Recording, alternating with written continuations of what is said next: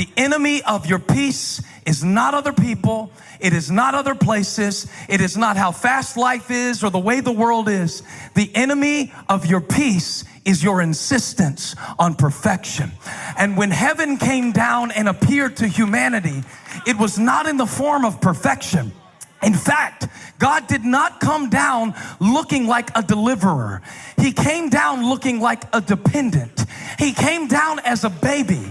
And so when the Prince of Peace came, he didn't come dressed in power. He came in Pampers. Why? Because God wanted you to know that he's going to bring you peace, but not like you expected him to bring it.